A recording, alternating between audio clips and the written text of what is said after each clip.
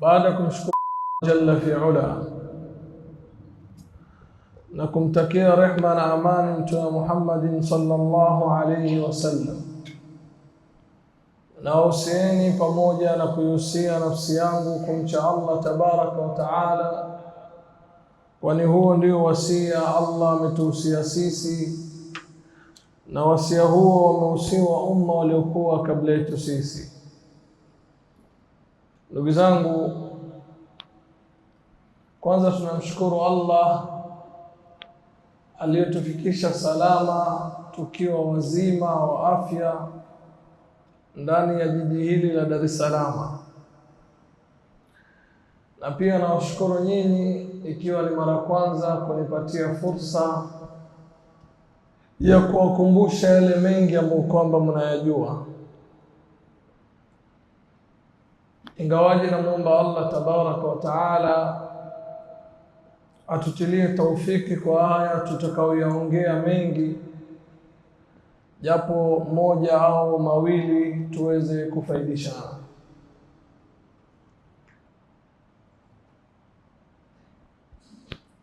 Ndugu zangu, wakati ambao kwamba tuko nao, vitu vingi vimebadilika katika uhalisia wake. قلبت مفاهيم الحياة وبدلت وتغيرت في عصرنا الأشياء، فالصدق جهل والوفاء سذاجة، والمكر عقل والخداع ذكاء. لو كان ينطق ذا الزمان لقالها، أنتم علي مصيبة وبلاء. Ufahamu katika huu uhai ama haya maisha tunaoishi ndani yake umegeuzwa na umebadilishwa, na vitu vingi vimebadilika kwa uhalisia wake.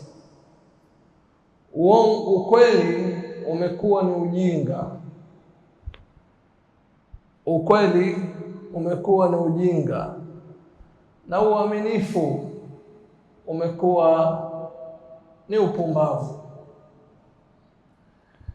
na kuwa na vitimbi ndio imekuwa ni akili, na kuwa mlaghaifu ndio imekuwa ni alama ya ujanja. Ni kweli hizi zama ziko hivyo? Naam, ni kweli, si kweli?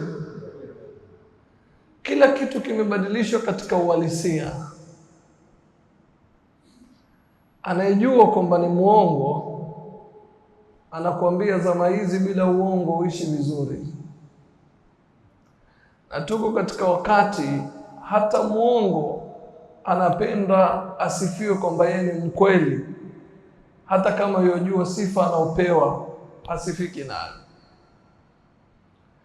Na watu wengi wanaopenda ukweli wanapenda kusifiwa ni wakweli, hata kama wao ni waongo, hata kama wao hawapendi ukweli. Manake yule anayekwambia mimi sipendi kudanganywa, napenda kuambia ukweli, ukipatana naye uso kwa macho ukamwambia ukweli, huwa mara nyingi atakwambia wewe ni mjeuri. Lakini anayefanya ulaghaifu anaonekana mashallah, huyu ni mtu yuko mutawadhi na yuko na adabu. Ni kweli, si kweli? Kwa hiyo kila kitu kimebadilika. Saa hizi yule ambaye kwamba yudhulumu watu huwa mara nyingi hajioni kwamba ni muharibifu, anajiona ni mtu shujaa, si ndio? Ingekuwa hizi zama zinaweza kutamka, basi zingesema nyinyi mnaoishi wakati wangu ndio mko na matatizo. Nuaibu zamanana wal aibu fina wama li zamanina aibun siwana. Ndugu zangu, nikiwa naingia kwa mada yangu, naulizeni swali: ni sababu ipi ya msingi iliyopelekea ufisadi kila mahali upo? Makazini kuna ufisadi, majumbani kuna ufisadi, kwa serikali kuna ufisadi, Kila mahali kwa biashara kuna ufisadi, kila mahali kuna ufisadi. Ni sababu gani imepelekea ufisadi huu kila mahali upatikane? Na atanijibu.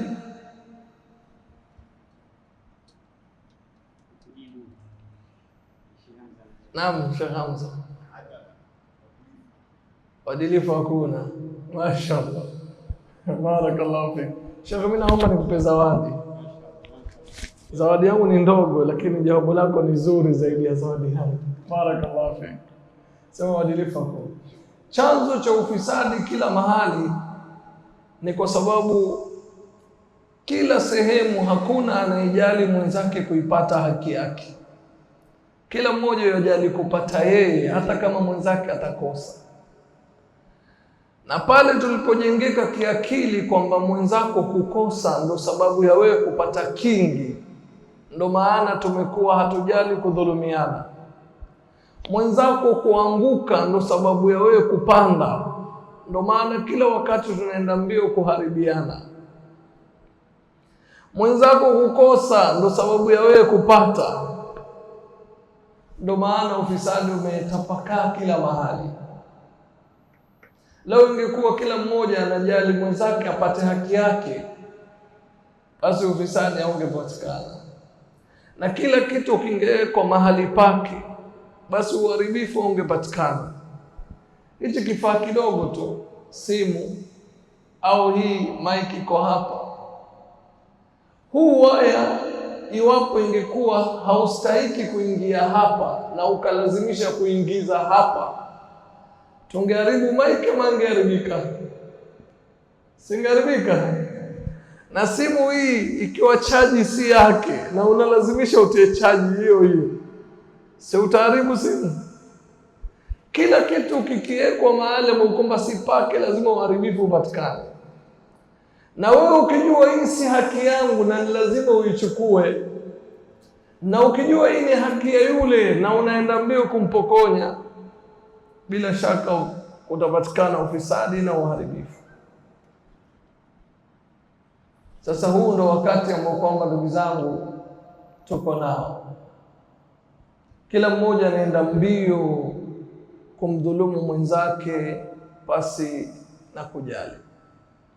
Ndugu zangu, naomba mjue ya kuwa aliyedhulumu huenda akasahau aliyemdhulumu, lakini aliyedhulumiwa hasahau kamwe aliyemdhulumu.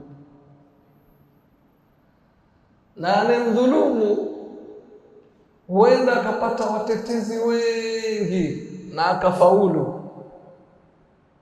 na aliyedhulumiwa akakosa mtetezi, lakini si kwa kuwa hana mtetezi. Wewe utaona kwamba hajatetewa, lakini muda wa kutetewa wake utafika. Mara nyingi mtu akikosa kukinaika na alichokuwa nacho, atadhania kumpokonya mwingine haki yake ndo sababu ya kufarijika kwake. Lakini Allah tabaraka wa taala atakuachia muda na atakupa uwezo na utampokonya, lakini utashangaa baada ya kufanya hayo yote, bali ufurahike na ulichokimiliki, unateseka ukihama hospitali hii ukienda hospitali ile. Ujui chanzo ni nini? Kumbe chanzo ni wewe pale ulipompokonya mwingine haki yake. Ameishi kwa dhiki na mateso, na wewe Allah akakujalia uishi kwa dhiki zile zile na mateso, lakini wewe sababu ya dhiki zako ni maradhi, na yeye sababu ya dhiki zake ni dhulma uliyomfanyia. Ibadallah, inna adh-dhulma dhanbun 'adhim wa ithmun marta'uhu wakhimun huwa sababu al-fasadi wal-fitani wal-bala'i wal-'iqabi wal-mihan. الظلم منبع الرذائل والموبقات ومصدر الشرور والسيئات. متى فشى في أمة أذن الله بأفولها، ومتى شاع في بلدة حصلت أسباب زوالها. وانعقدت دوافع سفولها فبه تفسد البلدان والديار وتدمر الأوطان والأمصار وبه ينزل غضب الجبار. Ndugu zangu, dhulma ni dhambi kubwa sana, na natija ya dhulma ni nzito sana, ni mbovu sana. Kupitia dhulma ndo sababu ya ufisadi na fitina na balaa na mikosi na mashaka na matatizo. Dhulma ndo chimbuko la kila baya na kila lenye kuangamiza umma. Dhulma ndo msingi na mzizi wa kila shari na kila baya. Muda wote itakapotapakaa katika watu dhulma, Allah anatoa idhni ya watu wale kusambaratika. Na muda wote utakaoenea dhulma katika nchi, basi hiyo inakuwa ni chanzo cha sababu ya kuporomoka nchi. Na ndiyo inapopatikana kila chanzo cha kuharibika hiyo nchi kupitia dhulma, nchi zinaharibika, majumba yanaharibika, vijiji vinaharibika, mitaa inaharibika, na kupitia dhulma inateremka ghadhabu za Allah tabaraka wa taala. Leo ni jambo la kushangaza kuona mzazi yamdhulumu mtoto wake, na jambo la kushangaza zaidi ni kuona mtoto anamdhulumu mzazi wake. Kupata mume anadhulumu mke wake, na kuona mke anadhulumu bwanake. Kumpata mfanyikazi yadhulumu bosi wake, na bosi yadhulumu wafanyikazi wake. Kupata raia wanadhulumu viongozi wao, na viongozi wanadhulumu raia wao. Jambo ambalo kwamba yafaa lifahamike kwenu nyinyi, siku zote vile ulivyo ndivyo atakavyokuwa aliyokuwa juu yako. Vile ulivyo ndivyo atakavyokuwa aliyokuwa juu yako. Wanasema a'malukum ummalukum wa mithlu ma takunu yu'ammaru alaykum. Matendo yenu yatathibitisha viongozi wenu, na vile mtakavyokuwa ndivyo watakavyokuwa viongozi wenu. Kwa hiyo lazima sisi tuende mbio kujitengeza. Wakati wa kiongozi mmoja anaitwa Abdul Malik ibn Marwan, watu walikuwa wakilalamika sana, wewe si mwadilifu, wewe ni mfisadi. Siku moja Abdul Malik ibn Marwan anauliza watu wake, je, nyinyi mwataka mimi niwe kiongozi kama nani kwenu? Wale watu wanamwambia, nataka uwe kiongozi kama Abu Bakar radhiyallahu anhu na Umar ibn Khattab radhiyallahu anhu. Mnaelewa? Yule kiongozi Abdul Malik ibn Marwan akamjibu huyu aliyempatia haya majibu, ukitaka mimi niwe kiongozi kama Abu Bakar, hakikisha na wewe raia wangu ni raia kama raia wa Abu Bakar na Umar. Ukiwa raia kama wale, ndio mimi nitakuwa kiongozi kama yule. Lakini wewe ikosi raia kama wale, mimi siwezi kuwa kiongozi kama yule. Umeelewa? Wakadhalika nuwalli ba'd adh-dhalimin ba'dan bima kanu yaksibun. Na vivyo hivyo tunawapatia uongozi madhalimu juu ya madhalimu wenzao, baadhi yao kwa baadhi, kwa yale ambayo kwamba wanayachuma. Anasema Allah tabaraka wa taala, wa tilka alqura ahlaknahum lamma dhalamu waja'alna limahlikihim maw'ida. Na hizo miji tumeziangamiza. Haikusudii tu mji, bali inakusudiwa wanaoishi katika hiyo miji. Lamma dhalamu, pindi walipodhulumu. Waja'alna limahlikihim maw'ida, na tumejalia kuangamizwa kwao kuna muda maalumu. Likulli naba'in mustaqarrun wa sawfa ta'lamun. Kila habari zina muda wake na kuna siku mtajua.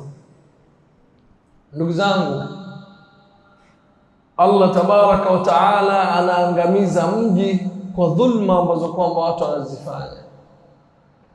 Na Mtume sallallahu alaihi wasallam katika hadithi yake alipokuwa anaongelea muflis aliyefilisika, na akauliza masahaba, mnamjua ni yupi aliyefilisika? Hakuna mtu hapa ambaye kwamba yofurahishwa na kufilisika kwake.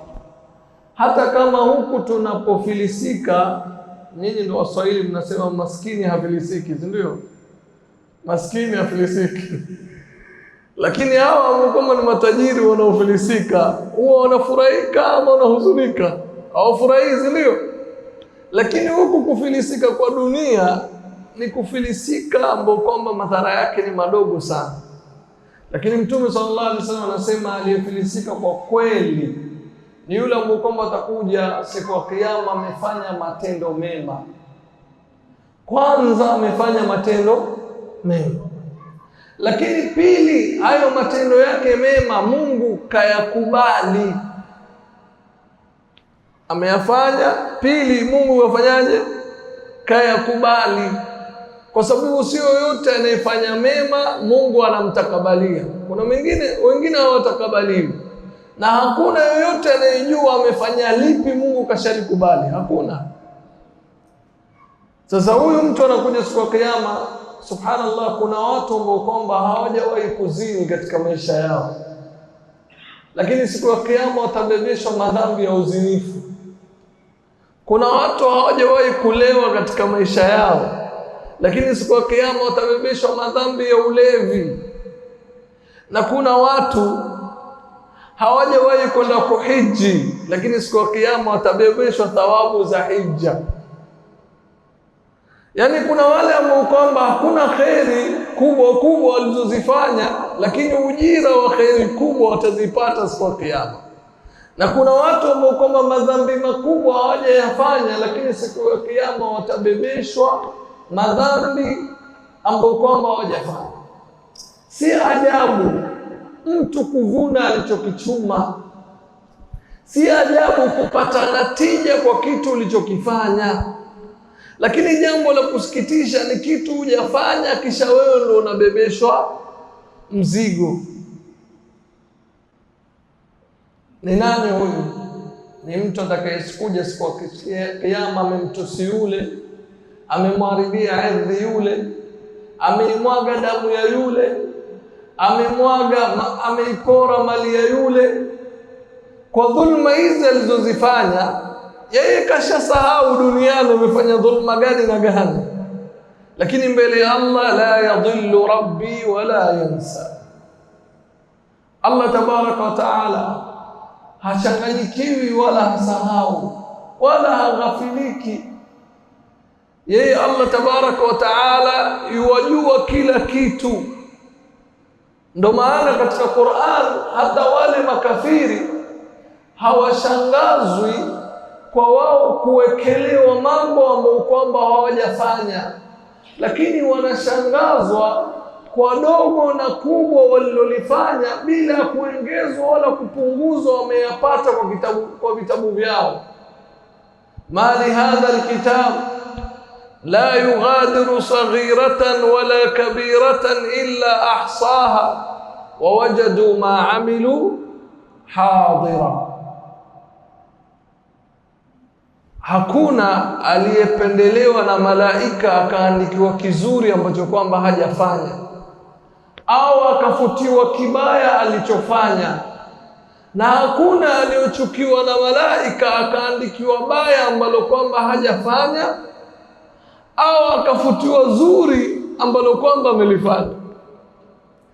Wasemaji wawajadu ma amilu hadira, wanayapata yote walioyafanya yamewekwa mbele yao. Tujue Waislamu sote tunatunga vitabu vyetu na matendo yetu ndo utunzi wa vitabu vyetu. Sasa ni wewe utunge kitabu ambacho kwamba ukikisoma kitakunufaisha na kikufurahishe, au chungi kitabu ambacho kwamba kila ukikisoma kitakuumiza na kukupatia majuto. Khudh kitabaka kafa binafsika alyawma alayka hasiba, chukua kitabu chako, imejitosheleza wewe mwenyewe leo kuihesabu na kuihukumu nafsi yako. Mimi mara nyingi huwa nashangaa kwa sisi tunaodhulumiana, baada ya kuwa tumeshajua aya ya Allah tabaraka wa taala amesema wattaqu yawman turja'una fihi ila Allah thumma tuwaffa kullu nafsin ma kasabat wa hum la yudhlamun, na iogopeni siku mtakaorudishwa kwa Allah. Haturudishi kwa matembezi, tunarudishwa kwa malengo. Lengo la sisi kurudishwa kwa Allah, Allah sema thumma tuwaffa kullu nafsi, kisha italipwa kila nafsi iliyochuma, kila nafsi. Allah kusema kisha watalipwa majini na binadamu, kwa sababu tuliokalifishwa duniani kufanya ibada ni majini na binadamu peke yake, si ndio? Lakini katika malipo, mara nyingi aya zote za malipo Allah sema wa italipwa nafsi. Kwa nini anasema italipwa nafsi wakati amekalifisha majini na binadamu tu? Inamaanisha ni majini na binadamu tu watalipwa? La, italipwa kila nafsi, si majini na binadamu tu, hata wanyama na wadudu pia italipwa nafsi zao. Lakini wale baada ya kupewa malipo watabadilika wawe mchanga. Ingawaje majini na binadamu baada ya kupewa malipo, wa peponi ataingia na wa motoni ataingia. Kwa hiyo kila nafsi italipwa. Ikiwa unaamini utarudi kwa Allah ulipwe, kwa nini uende mbio kufanya vitu kisiri, kusema watu hawanioni? Kufanya vitu kwa ujanja mwingi, kusema wale hawaelewi. Mahesabu nilivyoyapanga, nilivyoiba hapa, hata bosi akifuatilia hawezi jua nimeiba vipi. Je, huyu bosi ndo peke yake ana haki kukuhesabu? Mungu hata kuhesabu? Siku ambayo kwamba hii ardhi itaelezea yale yote tuliyoyafanya juu. Yauma idhin tuhaddithu akhbaraha bi anna rabbaka awhalaha, siku ambayo kwamba ardhi itaeleza habari zake, kwa sababu Allah ameipatia amri ieleze. Na hapa naomba niwafahamisheni kitu, ama nieleze kitu tu cha faida. Leo kuna watu ukiwaambia ardhi itaongea, huwa anafikiria sasa itaongea vipi bana? Ardhi haina mdomo, si ndio? Lakini wakati ambao kwamba tuko nao, kuna dalili nyingi za kuonesha vitu visivyokuwa na mdomo vinaongea. Sasa hivi mnafahamu kuna kitu inaitwa AI, si ndio? Ukiingia kwa AI uangalie, utapata mpaka wanatengeza vipindi ambazo kwamba zinahusiana na matunda. Unaona ndizi kuna mdomo wa kuongea, si wanatengeza hizo? Ama apple iko na mdomo wa kuongea, si wanatengeza? Na watoto wetu wanatizama, si ndio? Ikiwa AI kuna uwezo kutengezea machungwa yanaongea, Allah atakosa uwezo wa kufanya ardhi iongee? Sijui mmenielewa? AI inakufanyia kila kitu, inafanya mpaka mkono wako unakuwa na mdomo wa kuongea. Ukiambia hebu niletee video nione mkono uko na mdomo unaongea, itakuletea, ndio? Lakini ukimwambia mtu siku ya kiyama viungo vyako vitatoka ushuhuda viongee. Ikiwa tunaamini, kuna faida gani ya kuamini wakati bado tunatumia viungo vyetu kufanya yale ambayo kwamba hapendi Mola wetu? Na Allah tabaraka wa taala sema wallahu bima ta'maluna basir, wallahu basirun bima ta'malun, wallahu bima ta'maluna khabir, wallahu khabirun bima ta'malun. Yeye anajua habari zote yale mnayoyafanya, na yeye anayaona yote yale unayoyafanya. Ndugu zangu, hapa duniani ukiwa kijana mwenye nguvu zako utazeeka, ukiwa uko na afya yako utagonjeka, ukiwa mzima una uhai utakufa, ukifurahika utalia, Ukicheka, ukifurahika utahuzunika, ukicheka utalia, si ndio? Wanasema dawamul hali min almuhali, kudumu kitu kwa hali moja ni kitu kisichowezekana. Lakini dunia inobeba sifa hizi zote, tunaenda mbio kudhulumiana kwa kuipata dunia. Pepo ambayo kwamba ndani yake hakuna kufa, pepo ndani yake hakuna kuzeeka, pepo ndani yake hakuna kugonjeka, pepo ndani yake hakuna kulia, hakuna kuhuzunika, hakuna kupatwa na mawazo na stress. Hatuipiganii, tunapigania dunia yenye matatizo yote haya, tunadhulumiana. Ya laita qaumi ya'lamun, laiti tungeelewa na tukafahamu, laiti tungeelewa na tukafahamu. Fa aina al-umam adh-dhalimatu al-qahira al-ghabiratu adh-dhahira laqad nazalat bihim al-fawaji' wa hallat bihim al-mawaji' famahma balaghat quwwatu adh-dhalum wa dhu'fu al-madhlum فإن الظالم مقهور مخذول مصفد مغلول وأقرب الأشياء صرعة الظلوم وأنفذ السهام دعوة المظلوم يرفعها الحي القيوم فوق عنان الغيوم. يقول رسول الهدى صلى الله عليه وسلم: ثلاثة لا ترد دعوتهم: الصائم حين يفطر والإمام العادل ودعوة المظلوم يرفعها الله فوق الغمام ويفتح لها أبواب السماء ويقول لها الرب وعزتي وجلالي لأنصرنك ولو بعد حين. Ziko wapi umma ambazo kwamba zilikuwa ni wababe madhalimu? Kila mmoja katika umma huu ilikuwa anawania kumbeza mwenzake. Umma ambazo kwamba zimepita mpaka watu walifikia wakasema, man ashaddu minna quwwa, ni nani mwenye nguvu zaidi yetu? Yani watu wamefikia wakati wanasema ni nani mwenye nguvu zaidi yetu? Allah asema, awalam yarau anna Allah alladhi khalaqahum huwa ashaddu minhum quwwa, hivyo hawaoni yule Allah aliyewaumba wao ana nguvu zaidi yao?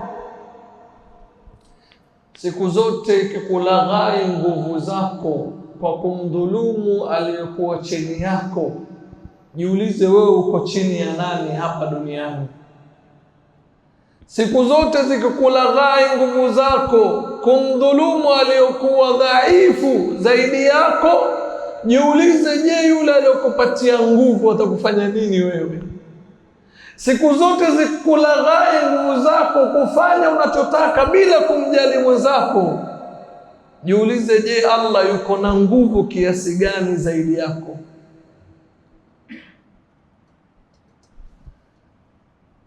Kuna dada mmoja alikuwa anatembea yeye na bwanake, na mara nyingi sisi vijana huwa ukiwa na mke wako hutaki mtu yoyote amkosee, na alama kubwa ya kumdhihirishia mke wako unampenda zaidi ni pale unachukua hatua bila kujali kwa sababu ya kumridhisha mke wako. Unanielewa? Sasa walipokuwa wanatembea njiani, ardhi ilikuwa mvua imenyesha, kuna tope. Kuna mtu mwingine pia na yeye anatembea, kwa kukanyaga kwake, kwa hatua zake, zile tope zikamrukia yule mwanadada, akachafuka.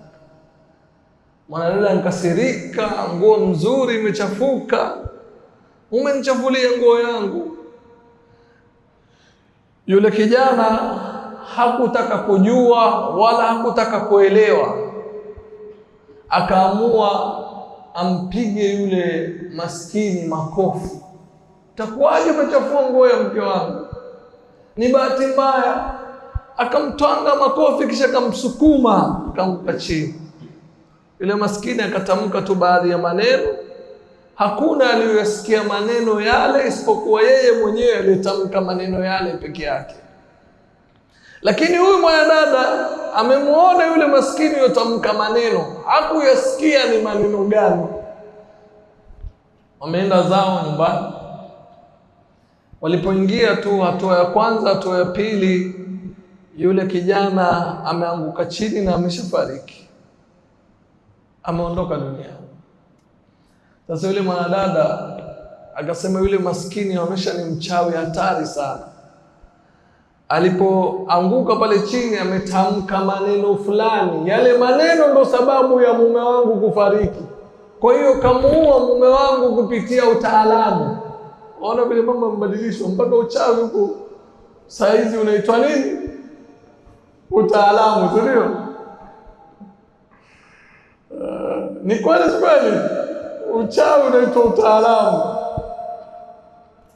Basi akaamua enda kashtaki kwa kadhi kwamba huyu mume wangu kamwadhibu kwa sababu kanikosea, lakini yeye kaongea maneno ya kichawi hadi mume wangu tulipofika nyumbani kaanguka ameshafariki.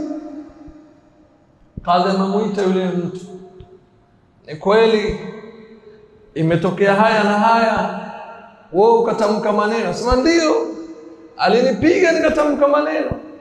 Akaambia ni maneno gani? Akasema maneno niliyotamka mimi, nilisema Allahumma innaka qad araitani quwwatahu alayya fa arini quwwataka alayhi. Ewe Mola wangu, umeshanionyesha nguvu zake huyu juu yangu, naomba nione nguvu zako wewe juu yake.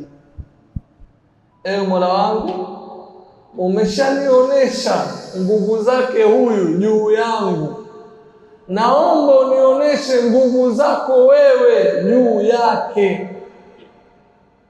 Huyu kadhi akamgeukia yule mwanamke akamwambia, innaki qad ishtakaitihi ila habibiki fashtakau ila habibi, hakika wewe mwanzo umemshtaki huyu kwa kipenzi chako, kisha na yeye huyu akamshtaki bwanako kwa kipenzi chake Allah tabaraka wa taala. Kwa hiyo dua ya anayedhulumiwa, ndugu zangu, ni dua ambayo kwamba haina kinga.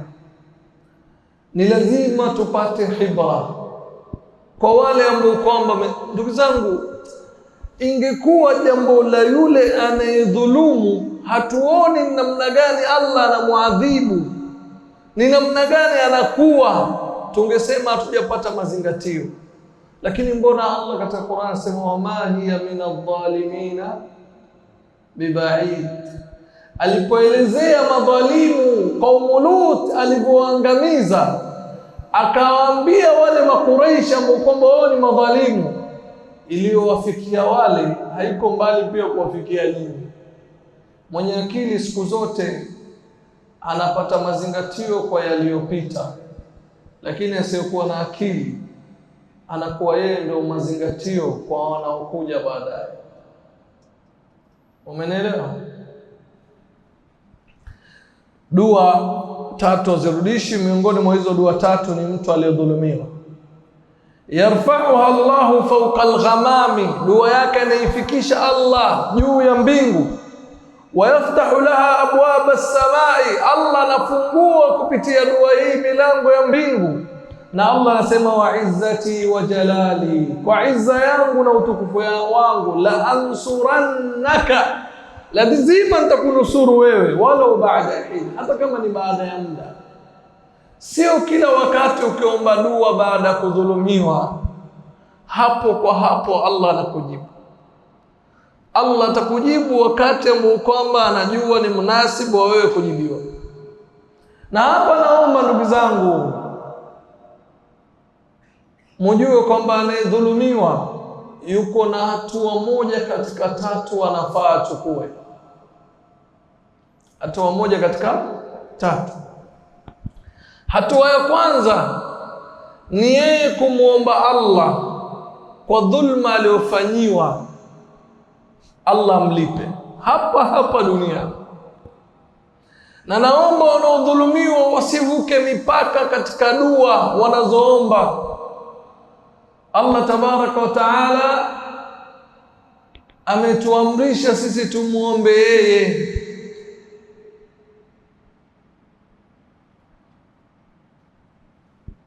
Washamsu wal-qamara, Allah tabaraka wa taala katika Qur'an akaeleza akasema innahu la yuhibbul mu'tadin.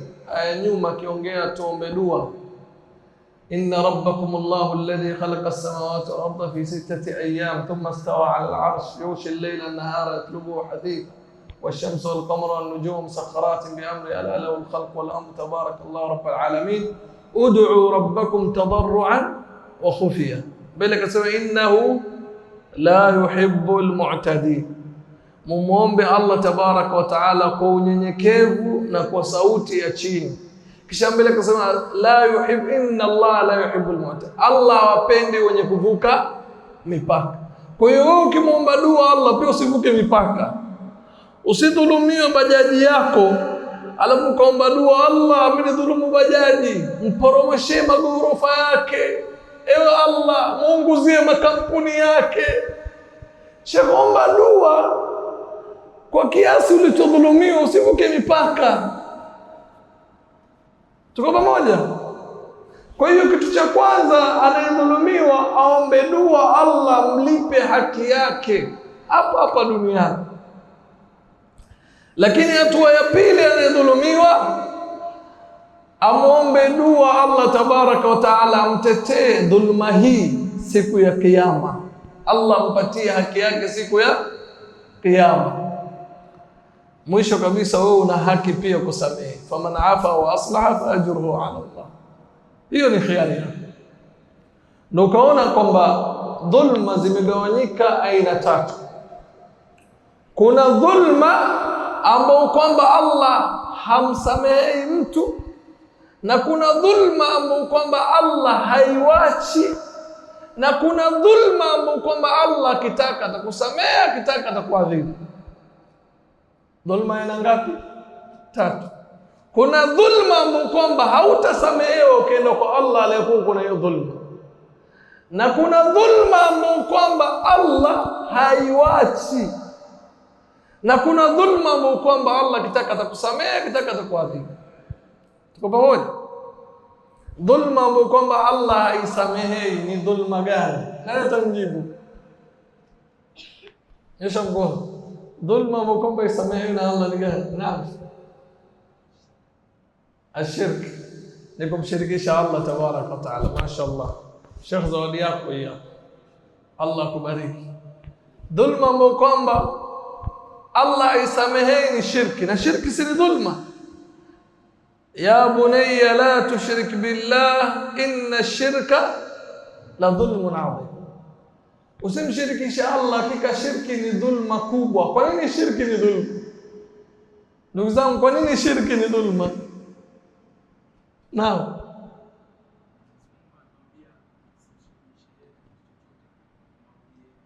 Sasa kwa nini Allah amesema shirki ni dhulma? Kwa nini?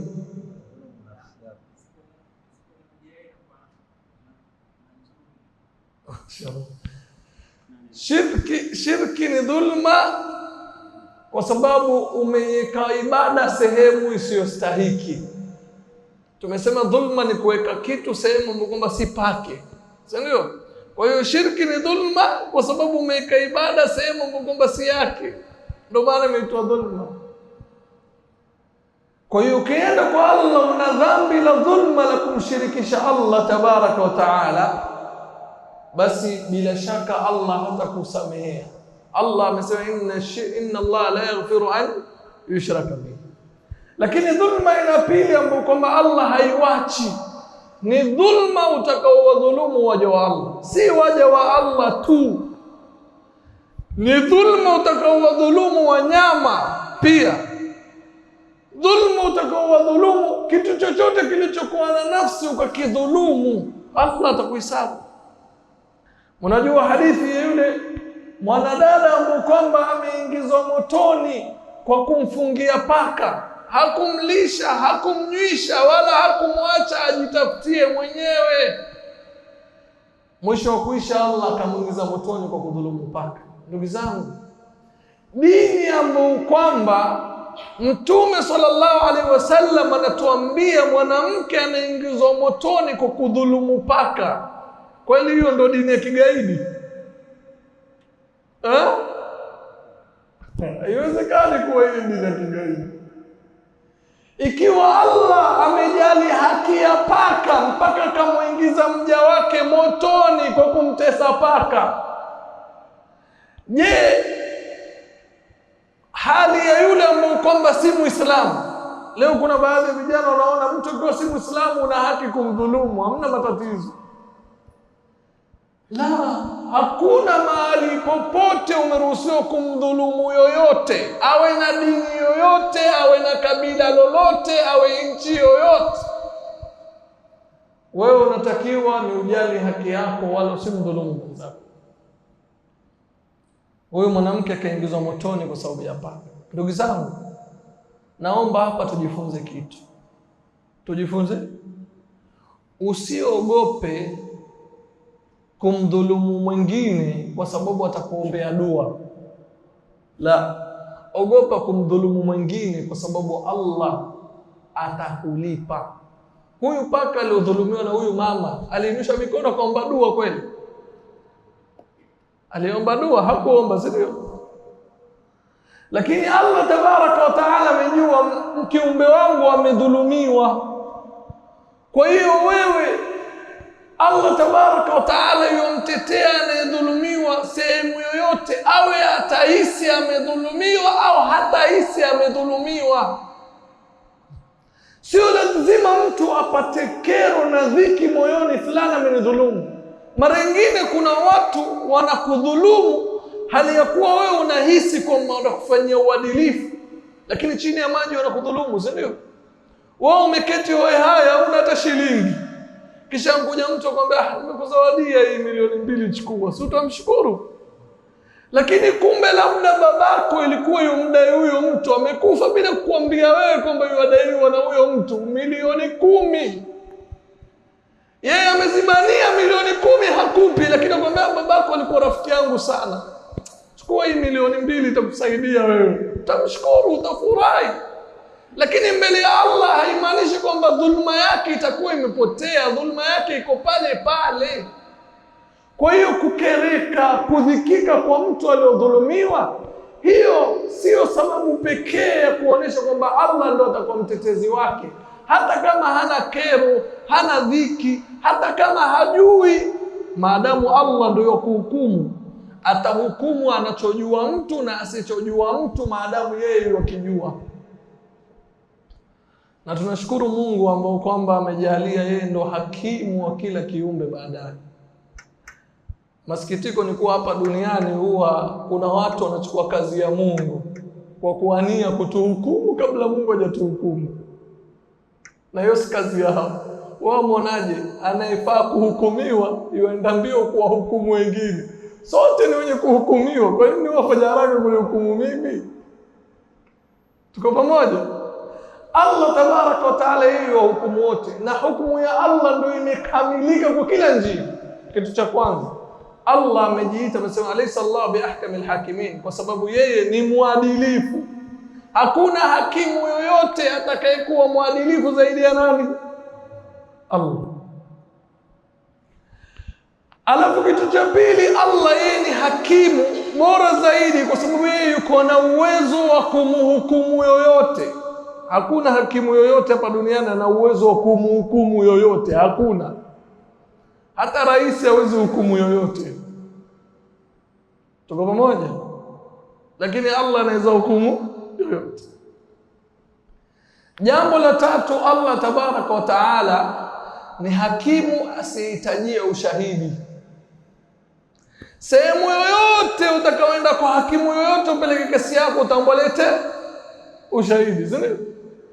Lakini Allah tabaraka wa taala, wallahu ala kulli shay'in shahid, kwa kila kitu yeye ni shahidi, na kwa kila kitu yeye ni muweza, na kwa kila kitu yeye ni mwadilifu.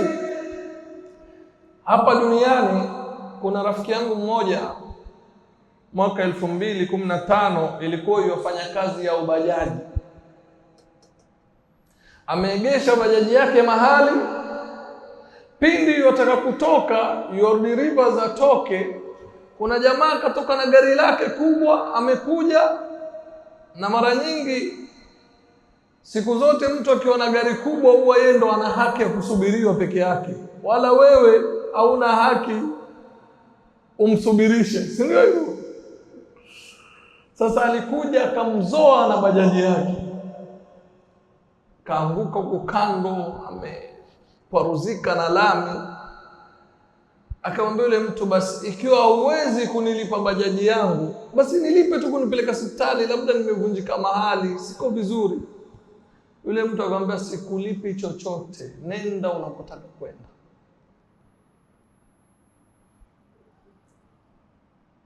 Ndugu zangu, Allah hajapatia baadhi ya watu nguvu ili wanyanyaswe wasiokuwa na nguvu, sivyo hivi. Na leo ingekuwa Allah si mtetezi wa hawa wanyonge, ingekuwa yeye ndo mwanzo aliwadhulumu wanyonge kwa kuwapatia wengine nguvu na kuwanyima wengine nguvu. Lakini Allah amekupatia wewe nguvu ili umsaidie huyu mnyonge akinyanyaswa na mwingine apate haki yake, sio wewe uendelee kumkandamiza. Akaamua afuatane na mwenzake kwenda kushtaki tokeo lilotoka. Yule aliyomgonga akamfuata nyuma mpaka katika polisi kule kuna kushtaki. Ameeleza, ripoti imeandikwa vizuri kwa faili, alafu akaingia akasema huyu ndo amenigonga. Jamaa alitoa hela tu akawapatia wale wako pale wote kama 2,200 za huko, 10,000. Shika. Wakati angetumia gharama ya kumtibu huenda ingefika hela hiyo, lakini amuonesha, mimi nimesema nenda kokote, hautanifanya chochote.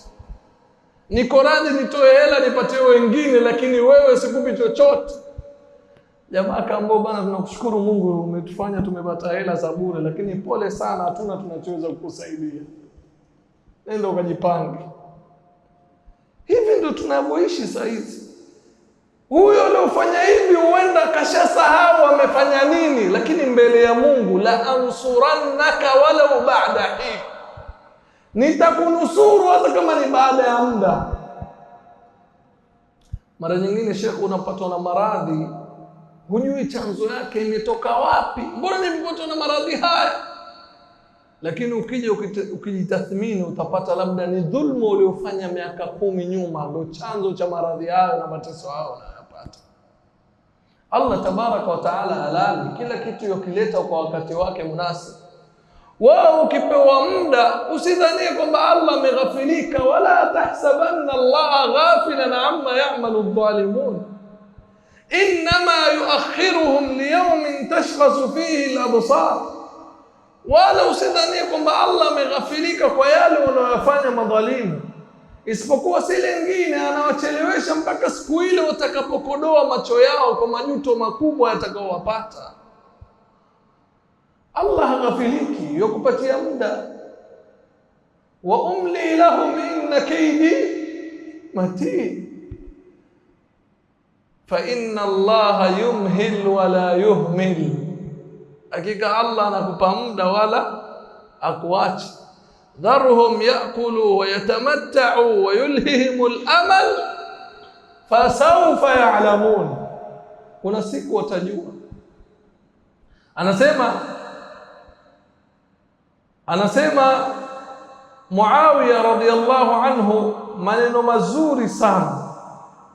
Muawiya anasema, inni la astahyi an adhlima man la yajidu alayya nasiran illa Allah, hakika mimi naona haya kumdhulumu yule ambaye kwamba hana mtetezi atakayemtetea yeye juu ya dhulma niliyomfanyia zaidi ya nani? Ya Allah. Lakini wallahi sisi ndo Waislamu. Leo mtu akwambia nimekuachia Mungu, hali ilivyokuwa mbaya zaidi. Anayedhulumu anamuomba Mungu amwezeshe ili akudhulumu, na anayedhulumiwa anamuomba Mungu ili amsaidie kuwa mtetezi wa dhulma anayofanywa. Yule anayedhulumu pia yumuomba Mungu amwezeshe ile endelee kukudhulumu. Na yule anayedhulumiwa anamuomba Mungu, nitetee dhulma ninaofanyia. Hii ndo hali mbaya.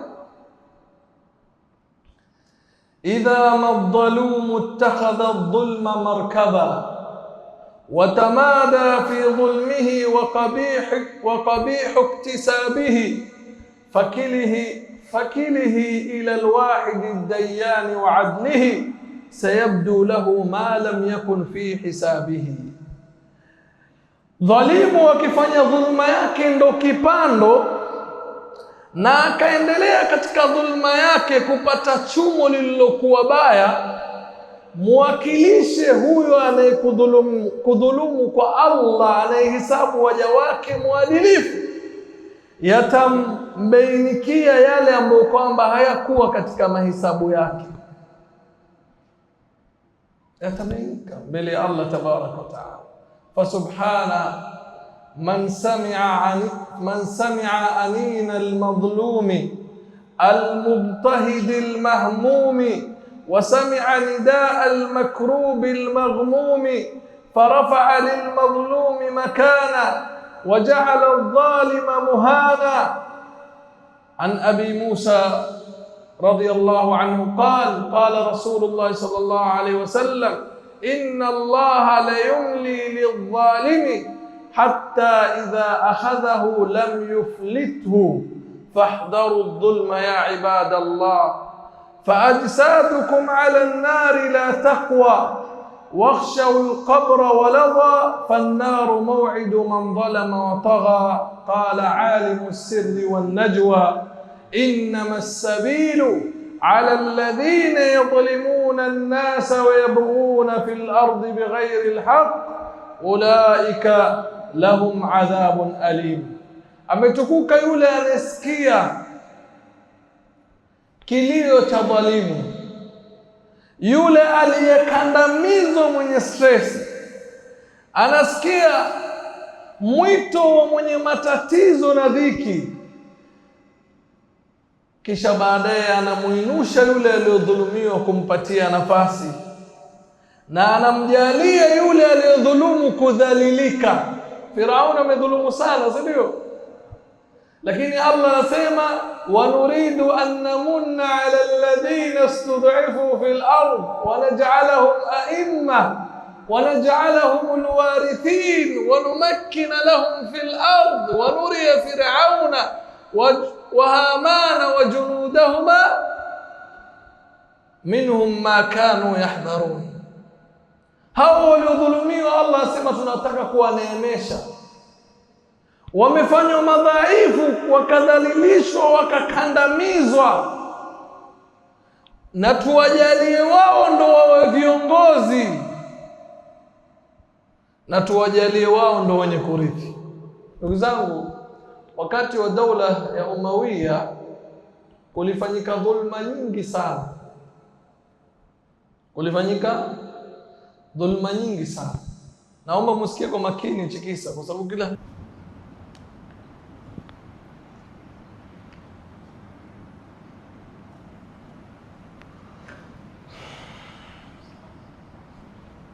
ndugu zangu, wakati wa daula Umawiya kuna dhulma nyingi zilifanywa, lakini wakasahau kwamba sio kila wakati unabakia uko juu.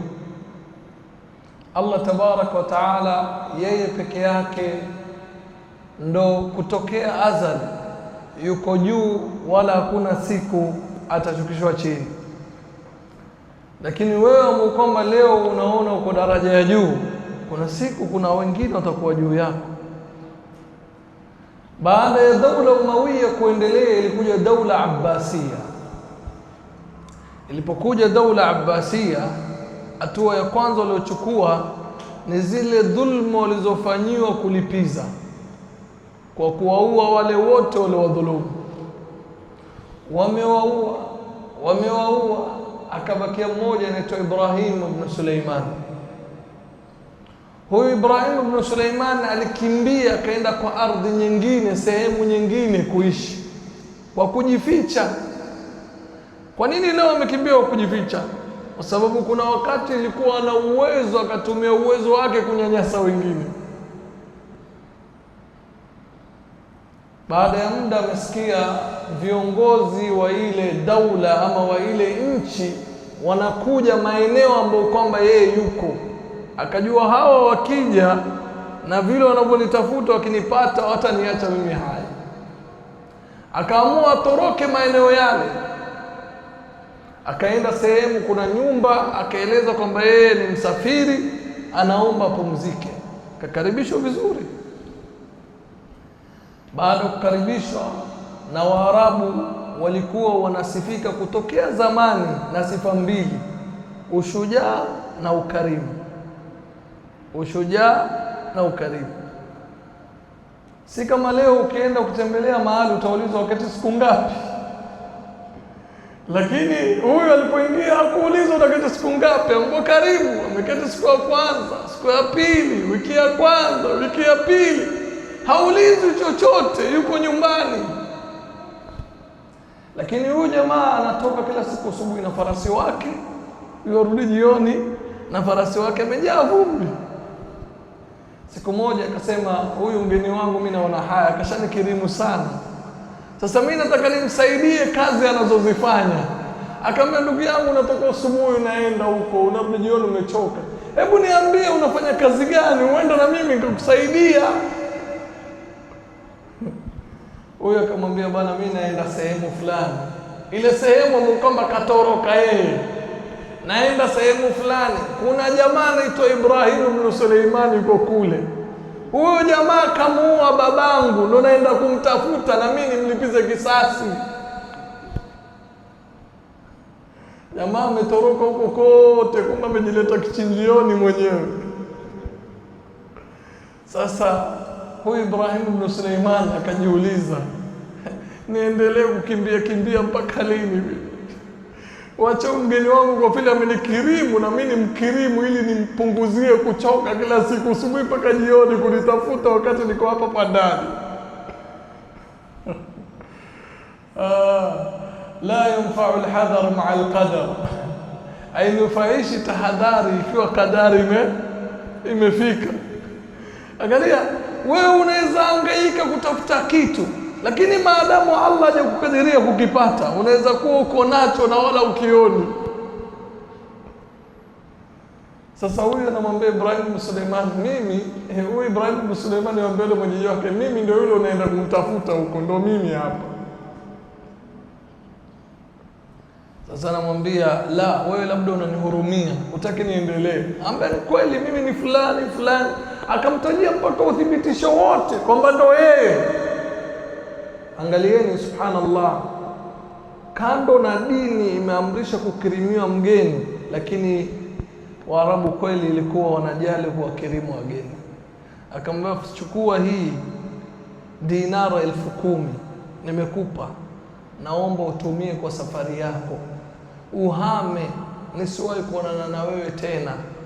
Sitaki nikuue kwa sababu naogopa Waarabu watasema jamaa kaua mgeni wake. Jamaa kaua mgeni wake. Akamwacha kwa. Kwa nini nimewaelezeni kisa hichi? Kueleza kwamba kila siku hali inabadilika. Si kila siku utakuwa juu. Kuna siku na wewe pia utashuka chini. Ukiwa Allah amekupandisha juu, usiwakandamize, usiwanyanyase, usiwadharau waliokuwa chini. Jua kila mmoja na wakati wake kuwa juu. Wanasema siku zote anayetaka kuwa juu kila wakati, yeye tu awe juu, wenzake waone chini.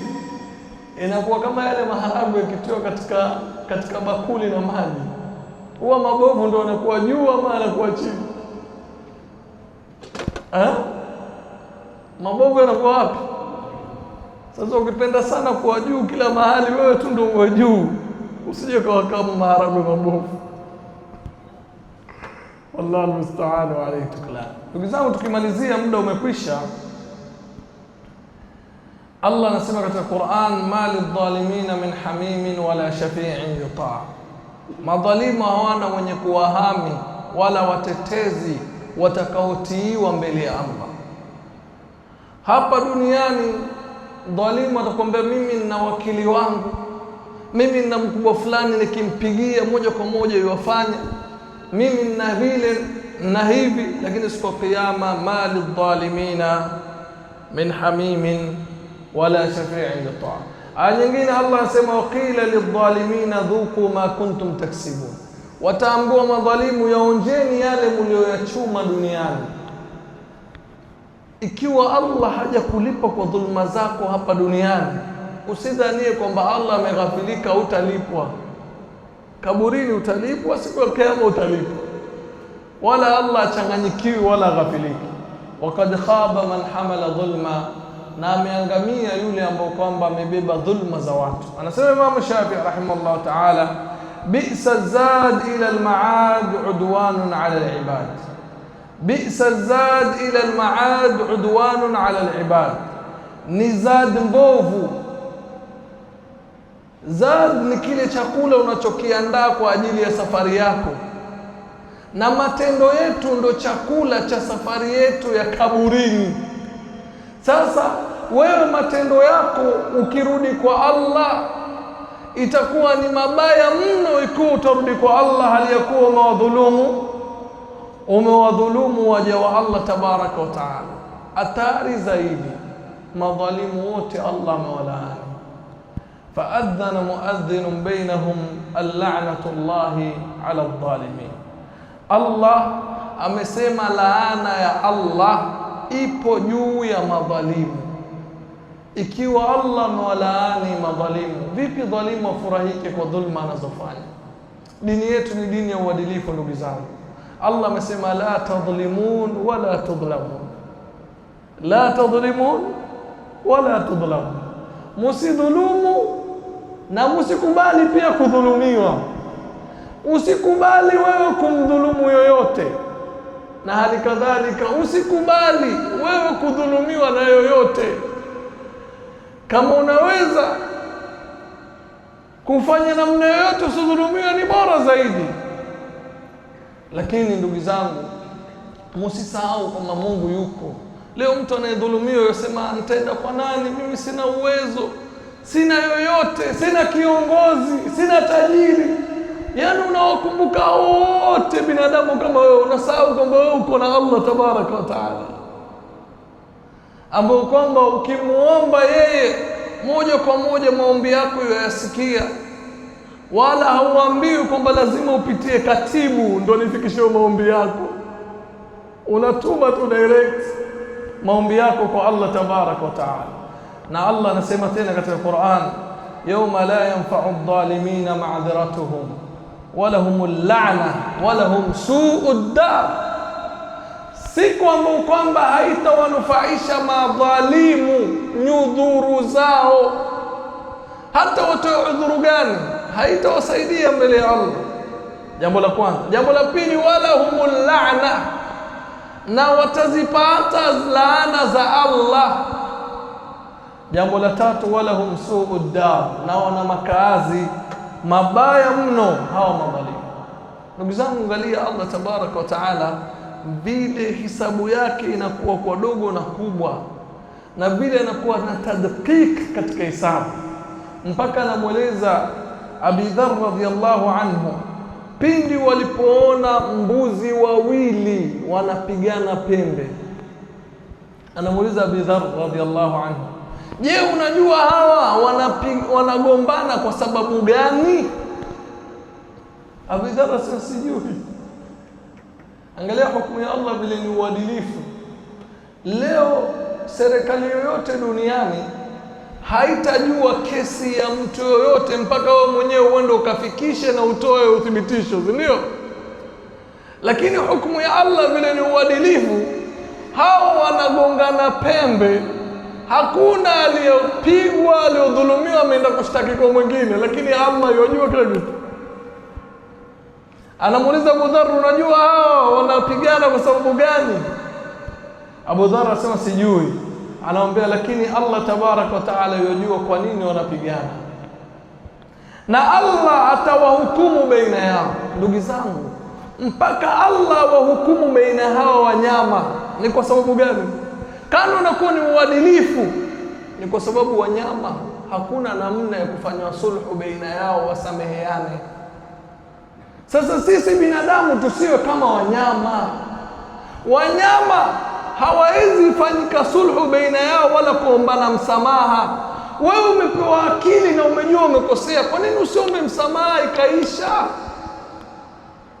Hao wanyama Mungu ndo anaingia na wahukumu wao kiuadilifu, kwa sababu hakuna mwenye kusuluhisha baina yao wala hakuna wao kuongea kusameheana. Basi tuelewane, tusameheane.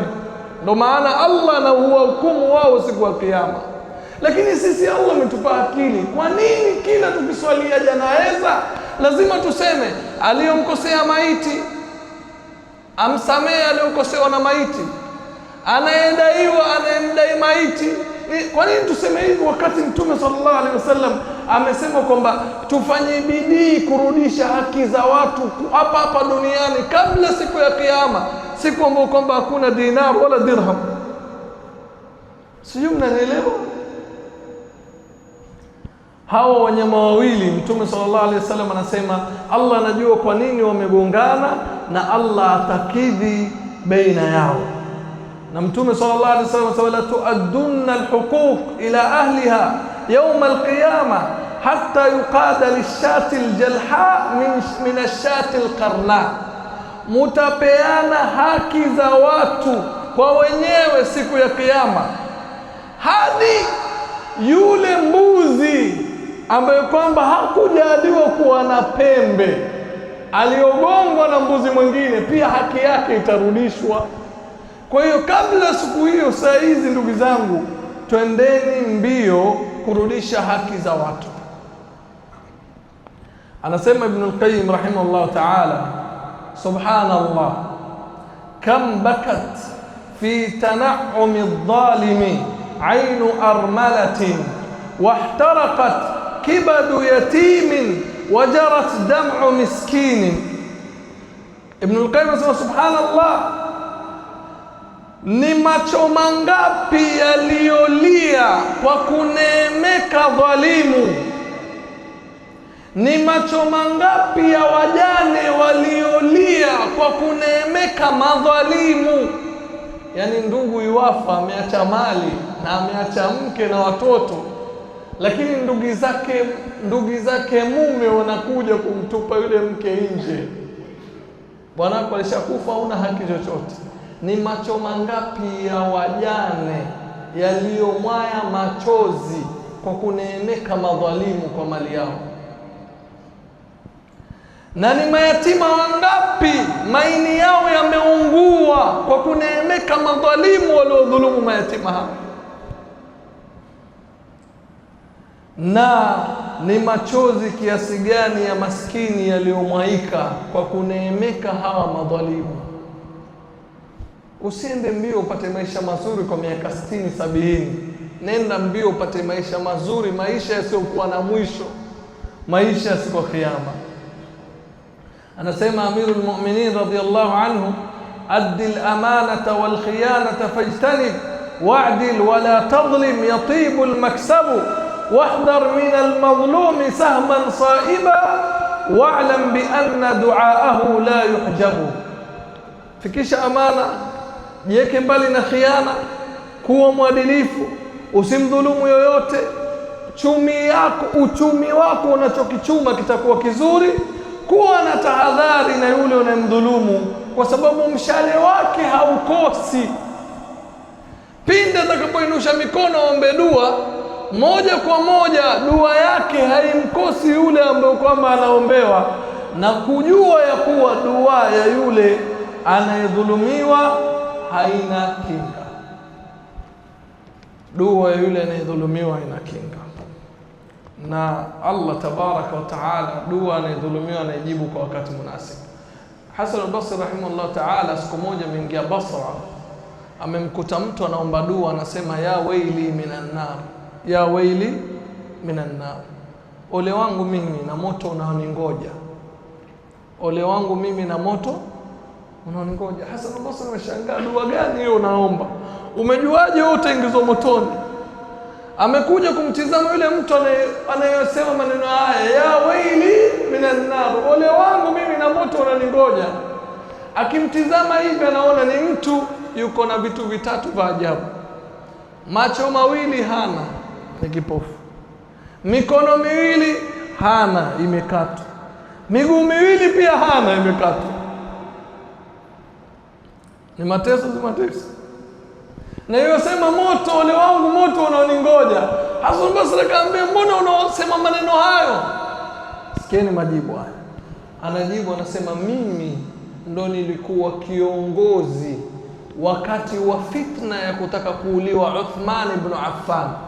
Uthman ibn Affan ni khalifa wangapi? Khalifa wa 3, si ndio? Kutokea Uthman ibn Affan auawe mpaka amekuja Ali ibn Abi Talib amekufa, mpaka imekuja kiongozi mwingine, Hasan al-Basri ndio anakuja kukutana na huyu mtu. Ole wangu na moto unaningoja. Mbona unaomba dua hiyo?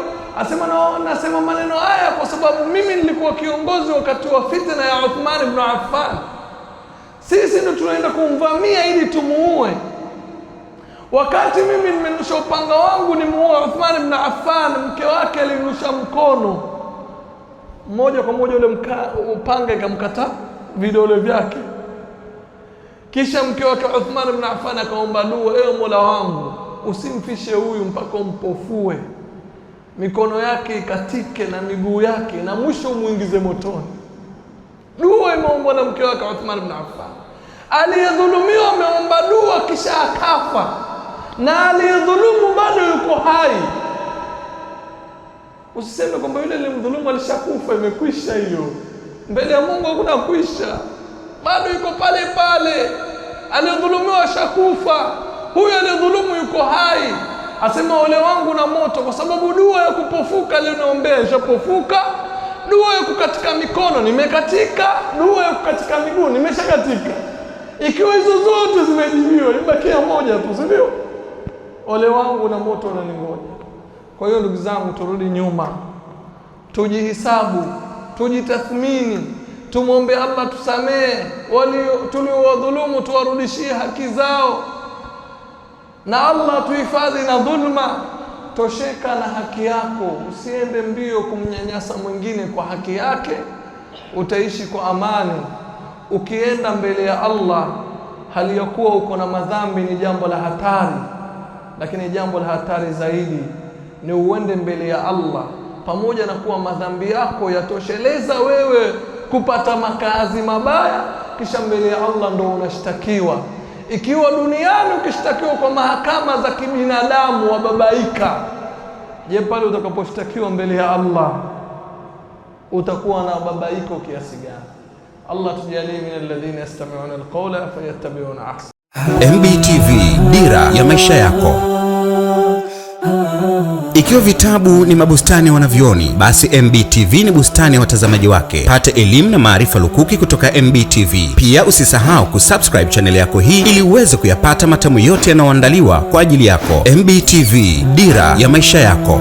Yuwalingania dini kwa maneno na vitendo, na moyo wake laini na wala hana mafundo, na moyo wake laini na wala hana mafundo. Jina lake tambueni ni Muhammad Bahero.